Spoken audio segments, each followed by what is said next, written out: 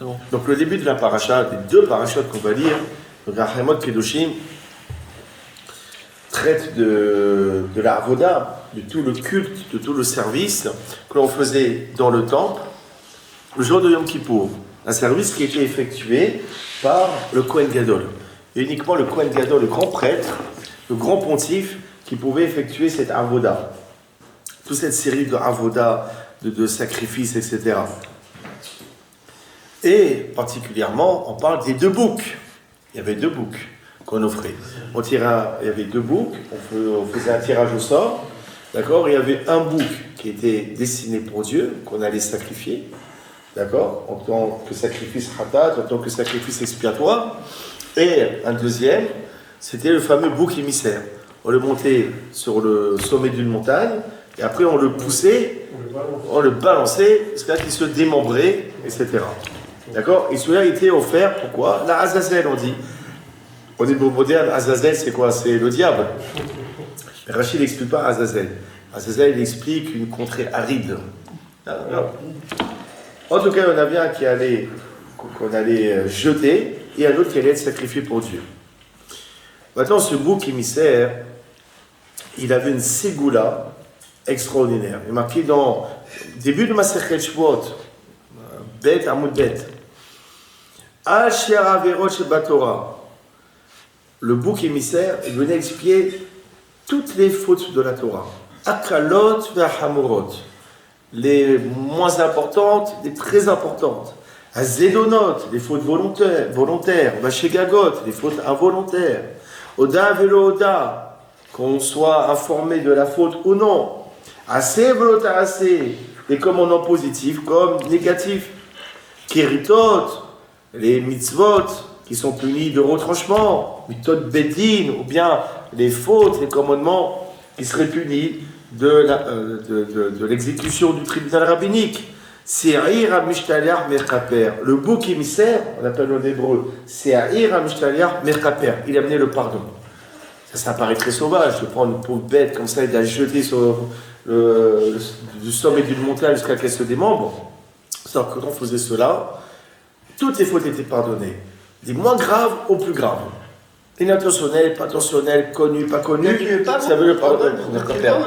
Non, on l'a jetée, elle mourrait toute seule, t'inquiète pas.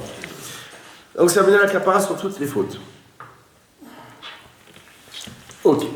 Maintenant, il ne faut pas oublier qu'il y a le deuxième bouc qu'on allait offrir comme sacrifice. Et c'était un sacrifice très particulier. D'accord. C'est que le sang, il allait être aspergé dans le Saint des Saints. Quasiment jamais, dans aucun des sacrifices, on aspergeait le sang dans le Saint des Saints. Vous avez le parvis du temple, vous avez l'autel, et on aspergeait le sang dessus. D'accord. Mais là, carrément, le Kohen Gadol est rentré dans le Saint des Saints, il aspergeait le sang là-bas. C'est quelque chose qui était inédit. C'était une seule fois par an. C'est une seule fois par an, que le jour de Yom Kippour. Et il n'y avait que ce sacrifice, que ce bouc-ci. C'est quand même incroyable. Alors, on va se poser plusieurs questions. On est d'accord que les deux boucs, ils ont comme fonction d'amener le pardon sur les fautes. Sur des fautes des bénis Israël. Les deux boucs, ils ont cette fonction-ci. Alors, pourquoi les deux boucs, on ne les sacrifierait pas? Pourquoi un, il est jeté, un, il est sacrifié? On aurait dû normalement les deux les sacrifier, parce que les deux viennent pour expier, on n'a qu'à faire deux hataot, deux sacrifices expiatoires. Pour le B4 se faire, non? Comment? Pour que le B4 se tèche. Oui, aussi, pour donner un shohad, un pot de vin. Et ça aussi. Ça peut être un tiroutz. Maintenant, mais en tout cas, si les deux ils viennent pour expier, pourquoi une telle différence là? Un, il est sacrifié avec kavod dans le Saint des Saints, et l'autre, il est démembré. Maintenant, aussi une autre différence que l'on voit parmi les deux boucs, c'est que sur le bouc émissaire, Aaron, donc le Kohen Gadol, il devait juste apposer ses deux mains sur la tête de l'animal et réciter le vidouille, confesser les fautes. Or, concernant le bouc qui allait être sacrifié, Aaron, il n'avait pas besoin de faire la smicha. Il n'avait pas besoin de juxtaposer, il n'avait pas besoin de juxtaposer ses deux mains, ni de réciter le vidouille. C'est quand même bizarre. Normalement, le bouc qu'il allait être offert sur l'autel et dans le Saint des Saints, maintenant celui-ci, on arrivera à penser que on devrait le sanctifier en juxtaposant les mains dessus et en récitant les fautes. Or non, celui-ci non. Uniquement le bouc qu'on va jeter par-dessus la montagne, lui, il fallait justement confesser ses fautes sur la tête de l'animal. Pourquoi une telle différence? Troisième interrogation. Étant donné que le bouc émissaire, lorsqu'on le jette, toutes les fautes elles sont pardonnées. Donc à quoi ça sert d'amener un deuxième bouc? Ben, ça, qu'est-ce qu'il y a à pardonner? Il n'y a plus rien, ça y est, on a effacé. On ouvre une nouvelle page, on fait table rase. Ça y est. D'accord, on a expliqué les fautes. Comment? C'est le texte qui le dit. Oui, mais pourquoi? C'est un roc. Quel est l'intérêt? Oui, on va essayer d'approfondir. Ouais, c'est ça le truc. On a jeté le bouc. Là, il n'y a plus de fautes, on a dit qu'elles sont toutes pardonnées. À quoi ça sert d'amener un deuxième bouc expiatoire? Qu'est-ce que ça vient pardonner? Qu'est-ce qui reste à pardonner puisque tout est effacé déjà? D'accord? Donc ça, c'est la première question. C'est la troisième question. Alors, regardez. Une autre interrogation, tout ça on va répondre à la fin. On dit, là-bas dans ma Masechet Yoma, page Samerbet, page 62, chez Nesirei Yom Kippourim, les deux boucs de Yom Kippour, mitzvatan, leur mitzvah, comment vous devez faire la mitzvah, chez Oshenen Shavin, il faut que les deux soient identiques. Demar'e au niveau de l'apparence, Uvkoma au niveau de la taille, Uvdamim au niveau de la valeur, il fallait les acheter les deux en même temps. Il fallait que ça soit deux boucs identiques. D'accord? Même faciès, la même taille, la même valeur. Quel est l'intérêt? C'est deux boucs. Attends, qu'est-ce qu'on a à faire que les deux soient pareils ou pas? Ça paraît ridicule même. En fait, quel est le sens? Dans la Avodat Hashem, qu'est-ce que ça va nous apprendre? Alors, regardez. Pour répondre, on va voir ce que dit le Meshech Chochma raconte. Qui? Meshech Chochma.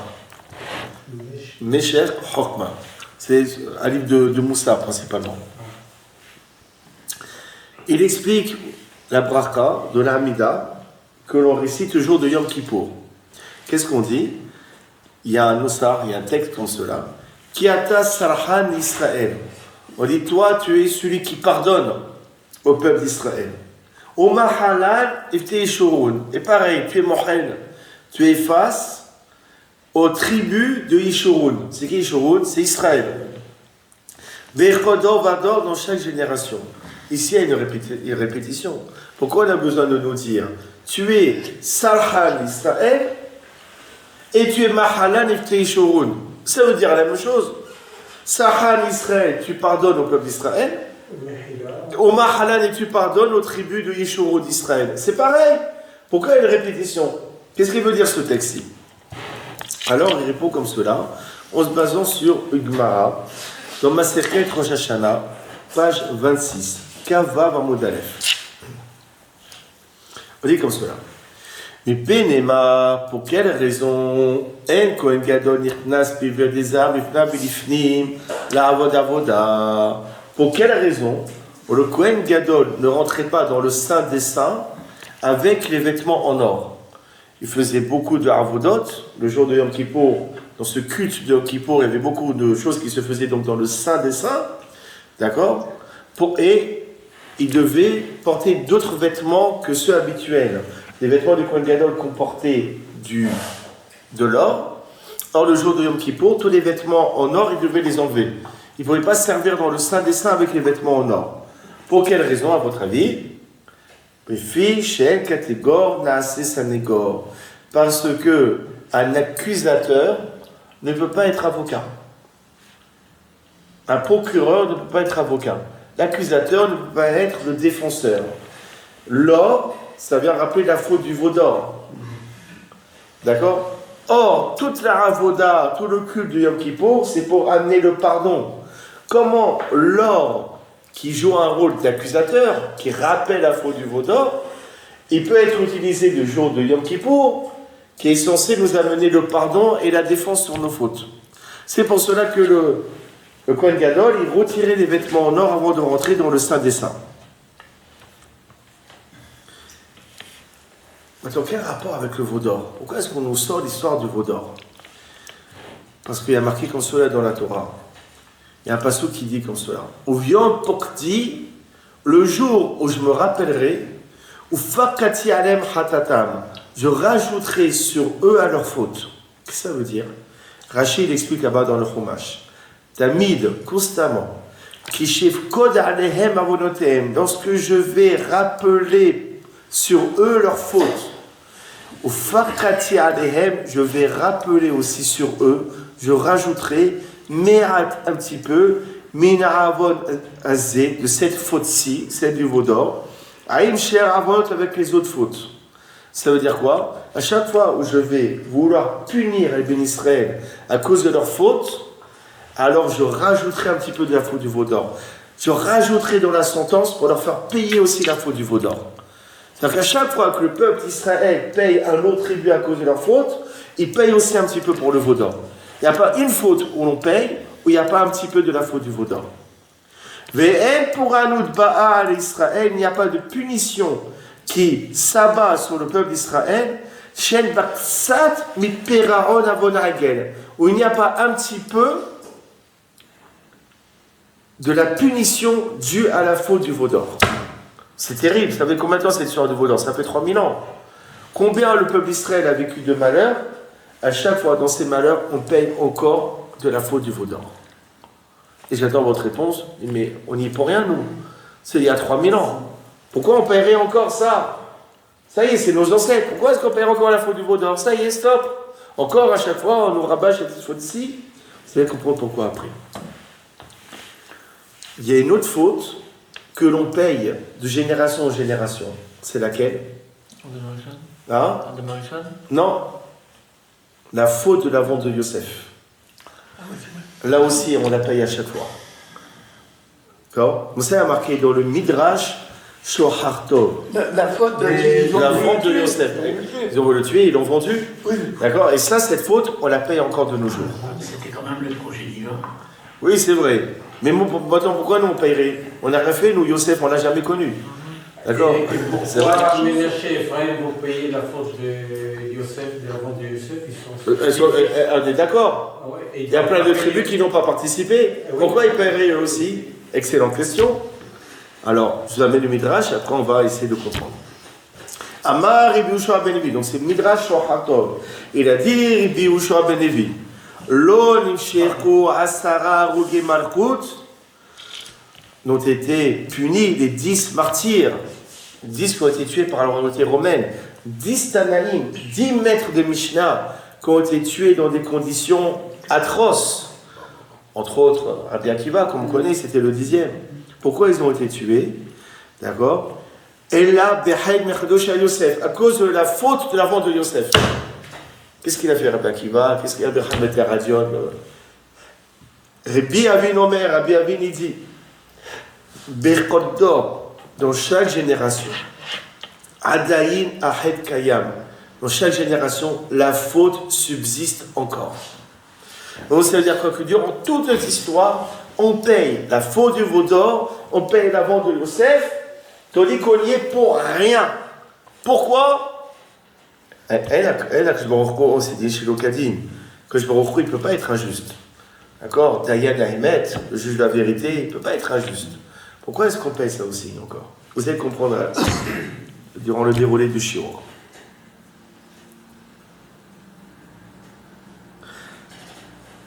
Vous savez, il y a un grand principe. Très grand principe, c'est un halakha qu'il faut connaître par cœur. Masechet Yoma, page 85. Pehe Amoudbet. Averot Sheben Adam Alamakom, les fautes entre un homme et Dieu, Yom Kippour et Merkaper. Yom Kippour, ça amène le pardon. J'ai pas fait Shabbat, j'ai pas mangé kasher, j'ai fait ci, j'ai fait ça, j'ai pas médité fini, j'ai pas. Ça, Yom Kippour, avec Teshuvah, ça pardonne. Averot, Ben Adam, la Havero, les fautes entre un homme et son prochain. Et Yom Kippour, il mirkaper. Yom Kippour, il n'amène pas le pardon. Tant qu'il n'aura pas consolé, calmé, dissipé la blessure auprès de son ami. Il n'y a pas marqué cela qui demande Mechila. Maintenant, c'est une nouvelle mode. D'accord, veille de Yom Kippour, tu reçois son message. Mechila, si je t'ai offensé. Mchiraz, appelle-moi, on discute, il n'y a pas de problème. Et ton minique là, il est texto. Mechila, si je t'ai offensé. C'est quoi, c'est ça, Mechila? Il y a marqué, c'est hypocrite ça. D'accord, avec les photos des pommes qui dansent, le pot de miel, en Mickey Mouse, tu comprends même pas qu'est-ce qu'il t'envoie. D'accord. Il y a marqué quoi? C'est quoi Yiratse Ritsouille? C'est calmé. Je t'ai blessé, je sais que je t'ai fait mal. Mais tu as été déçu de moi. Je ne peux pas savoir combien je regrette. C'est un travail.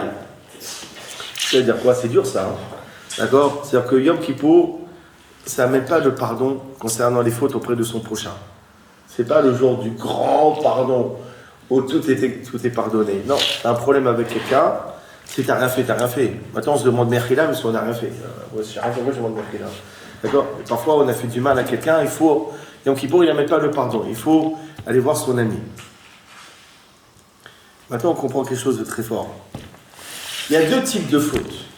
Il y a les fautes que l'on fait auprès de Akadosh Baruch Hu. Ces fautes-ci, elles sont racinées à une source, à un makor. C'est quoi la source? La source des fautes que nous faisons vis-à-vis de Dieu, elle tire son énergie de la faute du veau d'or. C'est-à-dire que s'il y a une possibilité, s'il y a une énergie qui fait que nous pouvons fauter vis-à-vis de Dieu, c'est que cette énergie, elle provient de la faute du veau d'or. C'est pour ça qu'il n'y a pas une faute où on ne paye pas de la faute du veau d'or. Parce que cette faute vis-à-vis de Dieu, elle a comme racine la faute du veau d'or. Donc c'est normal que l'on paye aussi là-dessus. Si vous voulez, l'emblème de la faute vis-à-vis de Dieu, c'est la faute du veau d'or. De l'infidélité vis-à-vis de Dieu, c'est la faute du veau d'or. Et maintenant, il y a un deuxième type de faute, deuxième catégorie. C'est les fautes vis-à-vis de son prochain. Là aussi, ces fautes elles tirent leur énergie d'où? De la vente de Yosef. Vente de Yosef, les frères, ils ont rien fait vis-à-vis de Dieu. Mais par rapport à leur prochain, par rapport à leurs frères, ils ont fauté. Et toutes les fautes que l'on fait vis-à-vis de son prochain, elles tirent son énergie, elles tirent sa racine de la faute de Yosef. C'est pour ça que concernant chaque faute vis-à-vis d'autrui, vis-à-vis du prochain, on est puni aussi pour la vente de Yosef. Parce que la faute que nous avons faite, elle tire son énergie de la vente de Yosef. Comme ça, il faut comprendre. Maintenant, tu comprends qu'il n'y a pas d'injustice, que c'est mistaber, c'est logique.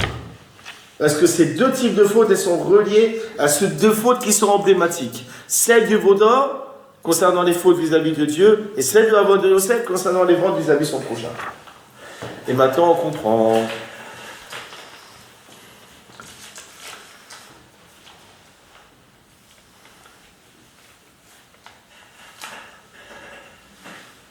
Le bouc que l'on va sacrifier, on l'offre à qui?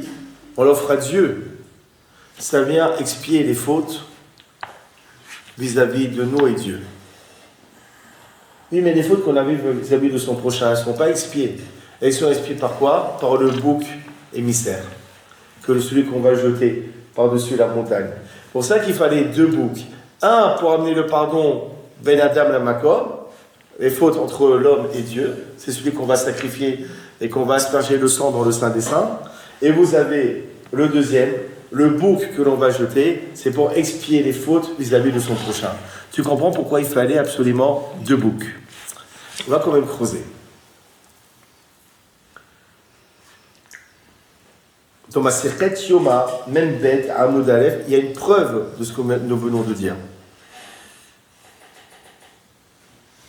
Vous savez, le bouc émissaire, on l'attachait à une corde. D'accord? Une corde qu'on mettait entre ces deux cornes. Il fallait que cette corde, elle faisait un poids, d'accord, de 2 sélarim. C'est là, on a vu la pièce tout à l'heure. Un poids de 2 sélas. Où on retrouve cette histoire de 2 sélas? Masechet Shabbat, page Yud. Amoudbet. Mais cette halakha, elle est terrible. Léolam, jamais, au grand jamais. Al Yishane Adam, Beno Ben Abanim. Jamais, il faut qu'un homme fasse une différence avec son fils et les autres. Pas de différence, pas de préférence.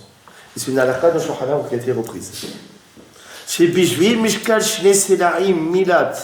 Parce que à cause d'un poids de 2 sélas de soie, chez Nathan Yaakov et Yosef, que Yaakov a donné à Yosef, c'est la fameuse tunique multicolore qu'il a offert en plus par rapport aux autres frères. À cause de cette maudite tunique, Yoter Mishabanav, Nitkanu Voyahav, ses frères ont jalousé. Vidgalgala Davar, et de fil en aiguille, Virdou Avotinom Israël, nos ancêtres sont descendus esclaves en Égypte. Tout l'esclavage d'Égypte, 210 ans, vous voyez la source, c'est quoi? C'est parce qu'il a offert une tunique en plus par rapport à ses autres frères. C'est rien, hein? C'est anecdotique, limite. Mais ça a été la source du problème. C'était le départ des malheurs. Et de là, on apprend qu'il ne faut pas faire de préférence. Parfois, tu offres un jeu à un enfant et pas à l'autre. Tu donnes à l'un de l'argent de poche et pas à l'autre. Un plus que l'autre. Nous, on croit que c'est rien, c'est anodin. Mais il peut y avoir des drames qui vont sortir de cela. D'accord? Il peut y avoir des guerres fratricides, il peut y avoir des meurtres, il peut y avoir des coups, il peut y avoir des fâcheries, il peut y avoir un frère qui ne va pas au mariage de l'autre, il peut y avoir des cousins qui ne vont jamais se connaître. Tout ça pour des ch'touillottes, parce que là, il a donné 10 € à un enfant et pas à l'autre. On ne se rend pas compte. Oui, t'entends pas? Je sais pas qui fait la grimace. On a les mêmes enfants. Hein.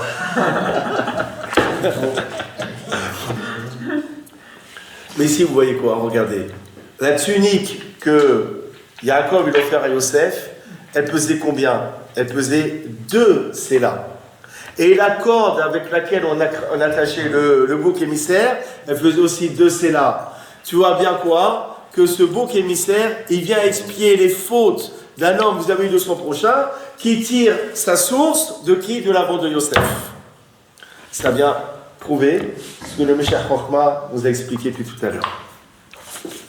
Regardez, on va approfondir un petit peu l'idée. Et on ne parle pas de Caïn même, du tout.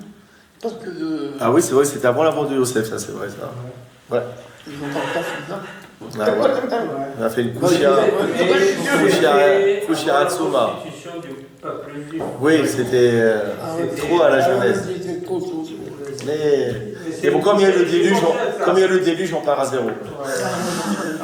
Remise à jour. Il est bon, Fernand, il est bon. Mais maintenant, on comprend, en tout cas, je comprends. Je suis haut. Pourquoi, dans le texte de la prière de Yom Kippour, il y a ces 2 notions qui apparemment sont répétitives. Ki ata sahal Israël, car tu pardonnes au peuple d'Israël. On parle de quoi? Des fautes qu'il a fait vis-à-vis de toi. Et tu pardonnes aux tribus d'Israël. Qu'est-ce qu'elles ont fait les tribus d'Israël? Elles ont vendu leur frère Yosef. Et tu pardonnes les fautes entre un homme et son prochain. Bien sûr, si on a réussi à se réconcilier. C'est pour ça c'est pas une répétition. Parce que d'un côté, on parle, Katasracha Israël, on parle des fautes vis-à-vis de Dieu. On parle des fautes vis-à-vis du prochain. D'accord? C'est pour ça qu'il y a 2 parties dans la bracha, de la même manière qu'il y avait 2 boucs, d'accord? Qui avaient 2 fonctions bien précises.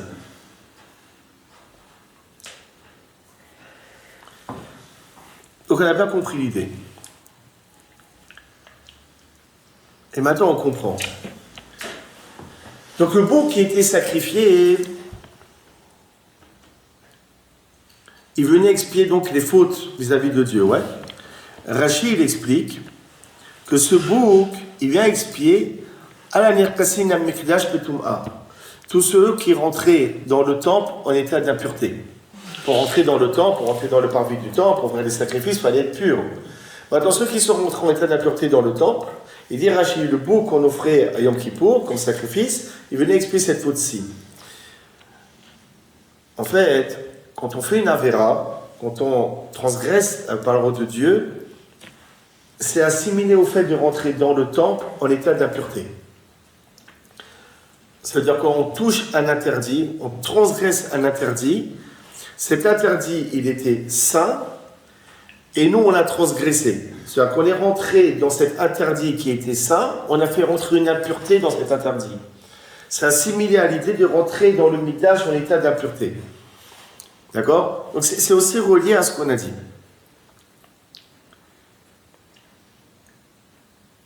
Par contre, écoutez bien, le bouc émissaire, il fallait qu'il soit exécuté à l'extérieur du Saint des Saints, à l'extérieur du Beth Amikdash. Pourquoi, à votre avis? Le Beth Amikdash, il a été construit sur le territoire de qui? De Binyamin.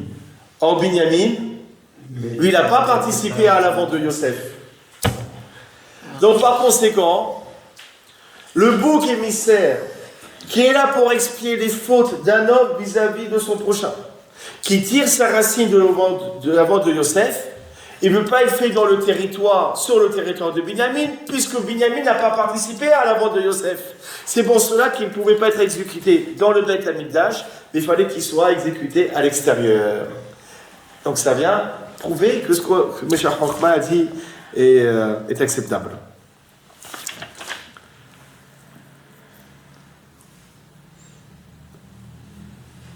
Maintenant, regardez.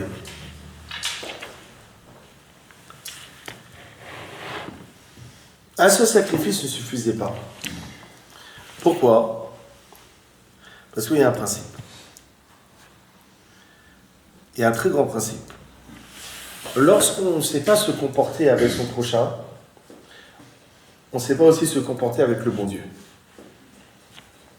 S'il y a une faille dans nos relations humaines, d'accord, c'est qu'il y a une faille dans nos relations avec Dieu. Dis-moi comment tu te comportes, et je peux savoir ton niveau de religiosité. D'accord? Si tu es un voleur, si tu es méchant, si tu vexes, si tu voles, j'ai déjà une petite idée sur ta relation avec Dieu. D'accord? On ne peut pas être bien avec Dieu si on n'est pas bien, si on ne sait pas se comporter avec autrui. C'est pour ça qu'il y a une nécessité d'offrir le bouc émissaire, et pas simplement le bouc pour Dieu. D'abord, on offre le bouc émissaire, on répare d'abord nos relations humaines avec autrui, et une fois qu'on a réparé, qu'on a travaillé notre attitude vis-à-vis de l'autre, là, on peut procéder à un processus, rentrer dans un processus de teshuva vis-à-vis de Dieu. On ne peut pas offrir le sacrifice pour Dieu tant qu'on n'a pas travaillé ses relations avec autrui. C'est pour ça qu'il fallait d'abord offrir le bouc émissaire, faire teshuva, travailler ses relations avec autrui, et après offrir le sacrifice pour Dieu. Parce qu'on peut être bien avec Dieu uniquement si on sait bien se comporter avec autrui. C'est extraordinaire ce moussard qu'il y a.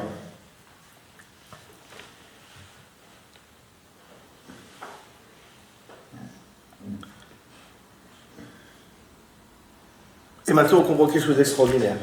Si on faute vis-à-vis d'autrui, c'est lié à quelle mauvaise mida, à quel mauvais trait de caractère. Si je faute, si je me comporte mal vis-à-vis de n'importe qui, ça cache quoi en moi? Ça cache quoi en moi? De l'orgueil. C'est la coparo. C'est comme la shonara, on a parlé la semaine dernière. C'est de l'orgueil. Si je me permets d'écraser mon prochain, de le maltraiter, bien sûr que j'estime que je suis meilleur que lui. D'accord? Donc la source, tout problème vis-à-vis d'autrui, c'est la gava, c'est l'orgueil. Or, Aaron, c'était l'antithèse de l'orgueil. Qu'est-ce qu'on dit concernant Aaron? Ils ont perdu un vote. Pas toi, Aaron, même toi aussi. Mais bon, on va pas d'Aaron à côté. Oev Shalom, il relève Shalom. Il poursuivait la paix, il aimait le Shalom. Alors qu'est-ce qu'il faisait justement Aaron à Cohen? Il prend ce bouc qui vient expier les fautes de l'homme vis-à-vis d'autrui, qui tire sa source de quoi? De la gava, de l'orgueil. Qu'est-ce qu'il fait Aaron? Il lui pose ses mains dessus, d'accord? Il met de sa personnalité à l'intérieur.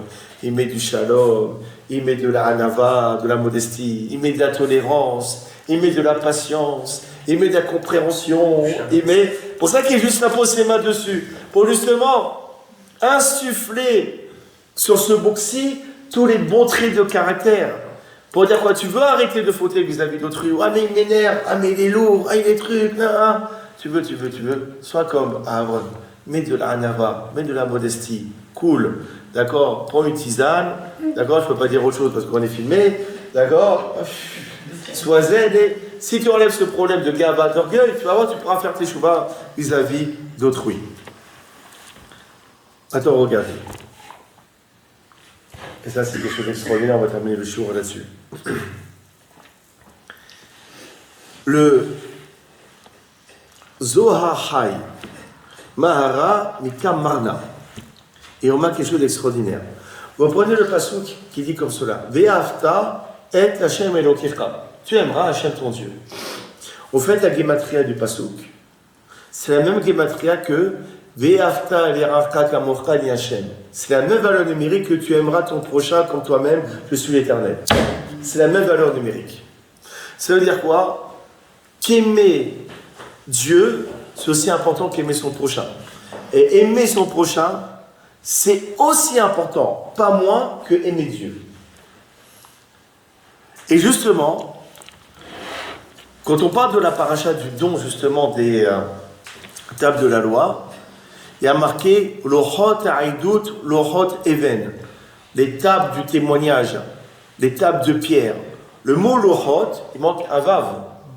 D'accord? Il manque un vav. Pourquoi il manque un vav?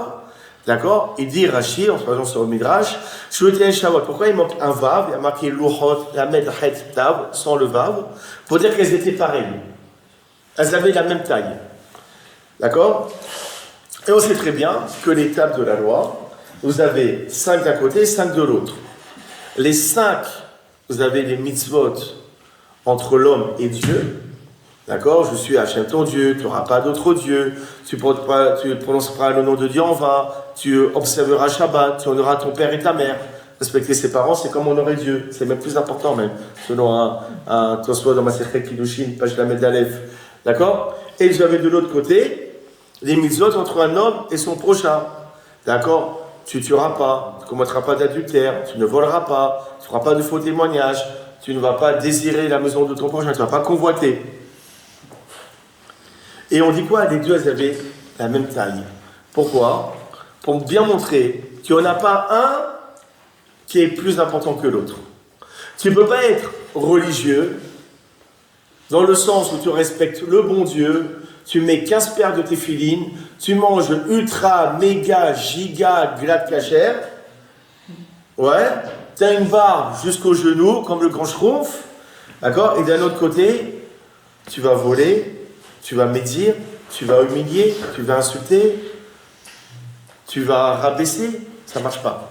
Ça ne marche pas. Les deux parties de la table de la loi, il faut respecter. C'est bien avec le bon Dieu, il faut bien avec ton prochain. Pareil aussi. Et bien avec son prochain, c'est pas suffisant. Il est gentil, il ne vole pas. Tu l'appelles à 3h du matin, il est présent, c'est un chic type, il est vraiment en or, etc. Ouais, mais bon, fait pas Shabbat, il mange pas caché. Hein, c'est son problème. Mais dans le judaïsme, il faut. Les deux sont aussi importants. C'est ça le grand enseignement. Shayou, Sheteen, Shavot, il nous dit Rachid. Les deux tables étaient pareilles, de la même taille.